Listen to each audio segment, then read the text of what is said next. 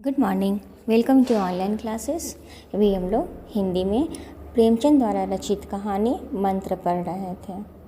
मंत्र में previous class में हम लोग पढ़े कि शाम का समय था। डॉक्टर चड्ढा गोल्फ खेलने के लिए तैयार हो रहे थे और जैसे ही वो जाने लगे तो उनके सामने उनके घर के पास एक बूढ़ा लाठी टेकता हुआ चला आ रहा था और डोली वो उनके कार के ला के सामने रोक दिया। तो डॉक्टर साहब ने उससे पूछा कि कौन और क्या चाहते हो। तो उस बूढ़े ने कहा कि मेरा बेटा, मेरा गरीब लड़का, मैं बहुत गरीब हूँ, मेरा लड़का कई दिन से बीमार है, तो मैं चाहता हूँ कि आप इसके इलाज कर दें। इतना सुनते ही डॉक्टर साहब ने सिगरेट जलाते हुए कहे कि कल सवेरे आना, इस वक्त मरीजों को हम नहीं देखते। बूढ़ा फिर भी उनसे काफ़ी रिक्वेस्ट करने लगा, घुटने टेकर ज़मीन पर सिर रख दिया और बोला कि मेरा लड़का मर जाएगा, इसे 4 दिन से आंखें नहीं खोली है। फिर भी डॉक्टर चड्ढा को उन पर तरस नहीं आया और जब वो घड़ी पर नज़र डाल दिए तो कह दिया ना कि कल आना, इस वक्त मेरे पास समय नहीं है। फिर बूढ़ा ने पगड़ी उतार कर उनके चौखट पर रखकर बहुत ही गिड़गिड़ाया, बस एक नज़र देख लीजिए, लड़का हाथ से चला जाएगा। 6 लड़कों में से बस यही एक बचा हुआ है, इसकी जान बचा लो। डॉक्टर साहब ने अपने मन में कहा, वो सोचा और बोले भी कैसा उज्जड़ देहाती, एकदम भुच्चड़ देहाती, एकदम गरीब देहाती, पता नहीं कहाँ से यहाँ चला आता है। उसको कुछ भी कहे अपने ही रट लगाते रहेगा, किसी की सुनेगा नहीं। अब आगे वे बाहर निकलकर मोटर की तरफ चले।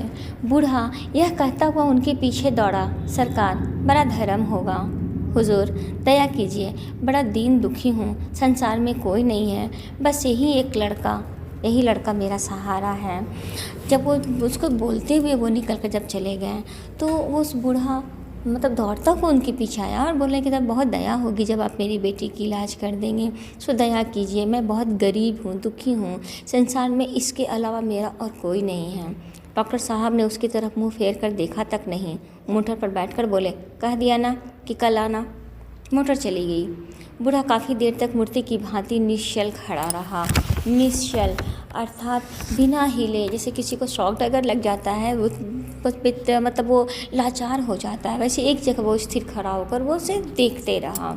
संसार में ऐसे मनुष्य भी होते हैं जो अपने मज़े के आगे किसी की जान की परवाह नहीं करते। कोई मनुष्य इतना कठोर हो सकता है, इसका विश्वास भी कभी नहीं आता। उन पुराने ज़माने में जीवों में था जो लगी हुई आग को बुझाने, मुर्दे को कंधा देने, किसी के छप्पर को उठाने और किसी कलह को शांत करने के लिए सदा तैयार रहता था। जब तक बूढ़े को मोटर दिखाई दी, वह टकटकी लगाए खड़ा उसे देखता रहा। जब वो डॉक्टर चड्ढा चले गए तो वो बूढ़ा बेचारा खड़ा होकर सोचता रहा कि कोई आदमी इतना कठोर हो सकता है, उसे विश्वास नहीं हो रहा है। उसे लग रहा है कि उस पुराने ज़माने में जो जीव था, जो आग बुझाने में मदद करता था, मुर्दे को कंधा देता था, किसी के घर को आता था, घर में शांति कलह को शांत करता था, और वह बूढ़ा ऐसा सोच कर वो तब तक वो मोटर को देखता रहा जब तक उसकी नज़र से ओझल ना हो गया। शायद उसे अब भी डॉक्टर साहब के लौट आने की आशा थी। फिर उसे कहारों को डोली उठाने को कहा।